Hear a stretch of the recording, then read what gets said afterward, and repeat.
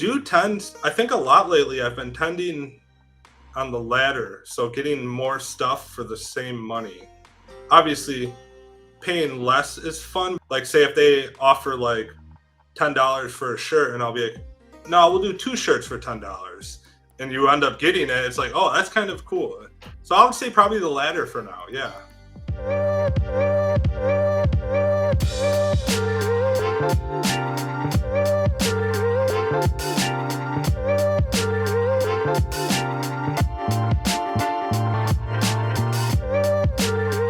So let's talk about your setup a little bit. Like, first, is it just you? In the videos, it seems like it's just you.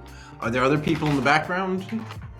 The only time I'm ever getting help is if I'm doing a collaboration with someone. So like they come in my video, maybe they'll shoot some video, like some B-roll, and then I'll do the same for them for their video. But other than that, I'm just 100% all me. Film, shoot, edit. Yeah, the whole thing. Yeah. So what kind of camera and microphones do you use? Okay, well, I got all my gear right here, so we'll do a little show and tell. Yeah, please. So this is my my Panasonic H5. I've used this for 4 years now. I love this thing. My favorite camera in the world. I'm about to upgrade it to the GH6 like this month or so. And yeah, the lens is amazing too. It's a really wide angle lens. Love it. This is my secondary camera, Sony A7 III. I use it for like B-roll. I haven't really used it too much, so I'm gonna sell it and upgrade that to something else that I will use. As far as audio, as we all know, audio is the most important thing when it comes to video. Yeah, it sure is. Even more important than the actual video quality itself. So what I do is I use a lav mic. I clip it up right to here.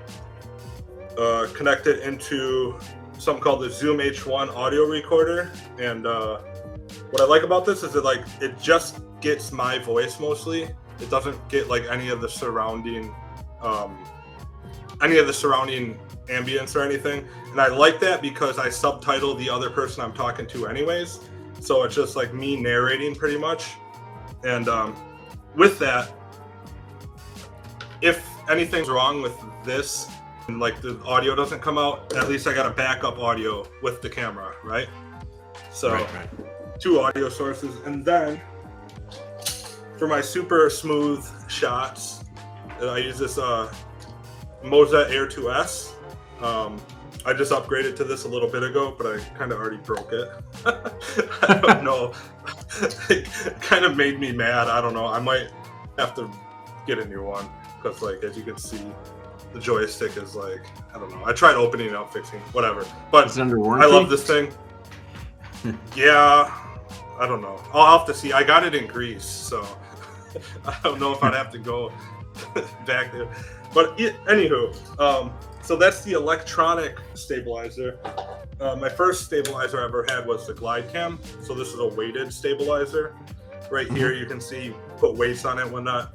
So this won't like break. What I like about this compared to like the electronic ones is like this, it has like more of like a natural motion to it, where that has more like a, I don't know, it's a very, very small nuance, but I think after you use it a while, you get to understand it. But yeah, I use this for also, I get a lot of questions. How do you stay safe while traveling?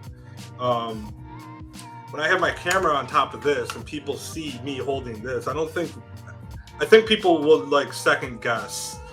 It could double as like, if somebody's attacking me or something, you just flip this around. This is like pure metal. So so this is kind of like a deterrent. It also makes it seem much less like you could grab the camera and successfully, exactly, throw it in your bag and run off, right? Everything about being safe while traveling is about having deterrence. If you can just avoid any conflict or any confrontation, it's like 90% of how safe you'll be, pretty much.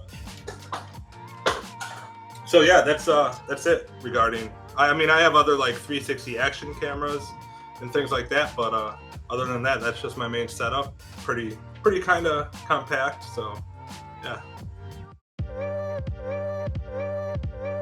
Oh, so somebody asked, can you ask Collin how he does his subtitles? Yeah, I was going to get to that. Yeah. So what software do you use to edit your videos?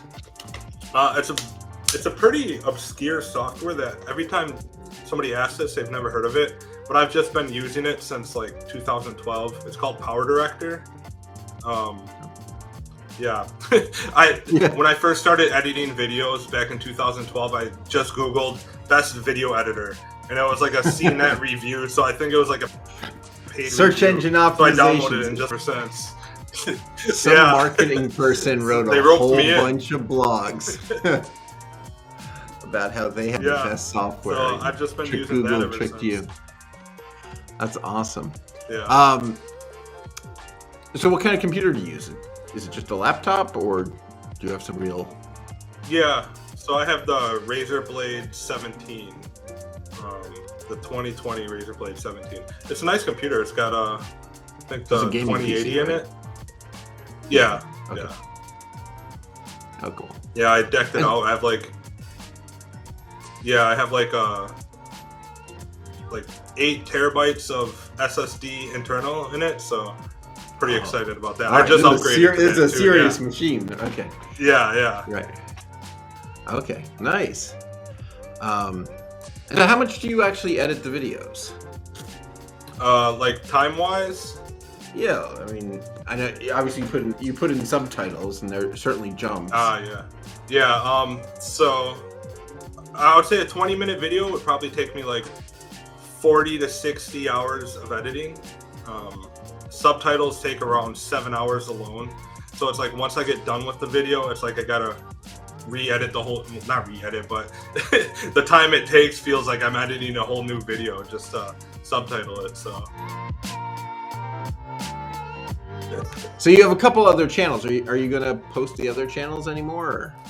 Yeah, so I'm glad people are bringing that up because I still do have plans for those channels.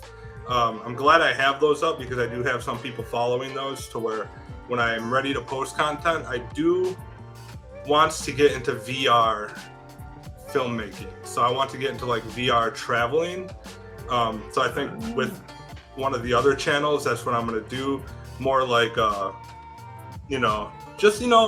maybe eating food or just like exploring the area. Bargaining for sure, but I definitely want to get that up and running because I feel like that's going to be quite big in the future. So what do you think? Get one of those 360-degree cameras? Is that what you're thinking? And walk around with it? Or are you thinking, I don't know, something else? What do you mean traveling in VR?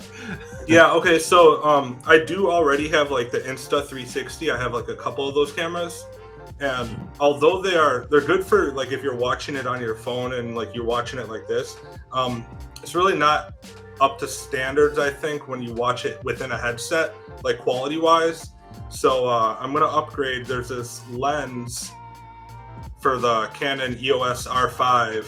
It's a 180-degree dual fisheye lens, and the quality is just insane. So I'm gonna be grabbing that, and we're gonna head out with that, and hopefully it's good enough for the headset. I've already tried it, so that's something I definitely want to get into, as I'm a huge fan of VR, everything VR. Yeah. I've been playing with it and haven't done much yet. Yeah. Is that going to be weird, though? I mean, so are you going to have it on a gimbal and stuff to stabilize it? I sort of wonder if people would be sick with you watching, right? Yeah, that's something I'm still going to have to hash out. I think because the focal... or the angle of degree is 180 degrees. It won't be as shaky. Well, I'll have to play it, figure it out. But if I need to, I got the gimbals all ready to go. I gotta put it on this thing right here. So yeah, we're all good. All right. Let's see. Advice for people traveling. People gonna get out there? Yeah. Go international. I would say my biggest advice is obviously always keep an open mind. Don't let stories you read online scare you into not even starting to travel to begin with. Because I even catch myself doing this. Like this is why I completely stopped like reading about countries online, is because every time I go online and read about a country, there's nothing ever good spoken about that country. It's always somebody's worst experience ever. And that stuff like sits with you. It's like, am I making the right choice by going to this country? Like, it almost stopped me from catching a flight one time just because I was like, I did it, like, it just sounded so bad. So yeah, that would be probably my biggest advice is if you go, just if you do research, try not to let that get under your skin, because everywhere you go, everywhere you talk, or everywhere you research is going to have something really bad said about it.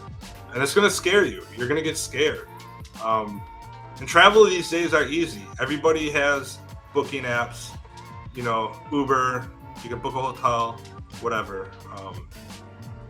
Yeah, I would say just do it and experience it for yourself. And understand that everybody in the world is the same. The only thing that separates us in the world are our governments and like variations within cultures. But everybody down to the core wants the same thing in the world: be loved, be well, or happy, healthy, with family, and I guess wealthy too. But everybody in the world is the same. We're just separated by our cultural differences. Is what I want to explain. So you use Speedify, right? Oh yeah, absolutely. I actually have. At the time I discovered Speedify was right before. It was like probably the best time, because right before, you know, in 2019, early 2020, when the lockdowns were starting to come up, I had just traveled into Egypt, and then like a week later there was lockdowns, and obviously being a content creator, you need good internet to upload. And I hadn't known this, but at the time, Egypt's, like, they rank like bottom 10 when it comes to internet in the world. Even like the locals there, they're like, what do you do in here? I'm like, oh, I'm just making YouTube videos, and I'm gonna base out of here for a little bit because I'm locked down here, right? And they're like, you came to like the last country you should come to as like a digital nomad. I was like, well, okay, at least all these internet problems I was having in my hotel room, yeah, at least I wasn't the only one experiencing this. But that's where Speedify came in, and then I realized, because at first I thought it was just a VPN, but then my buddy told me you can connect multiple internet sources together. So I went out and I bought like 2 or 3 USB Wi-Fi dongles, another SIM card. So as I'm uploading a video, I'm connected to like 3 internet connections at once. And it surprisingly, like a good 20-minute video would upload in like 2 hours, which was good. I was like, nice. I think without having, because the problem is the internet there drops a lot. And so when it's dropping a lot when you upload it, it really, really extends your upload time. So yeah, a lot of times it has to go back and start parts over and stuff, right? Yeah, so in a way, like Speedify really helped in that aspect, and that's why I was excited to come on here, because it's a product. Nice. I live by. I love hearing these success stories. Yeah. Thanks for watching. Don't forget to like and subscribe for more Speedify content and tutorials.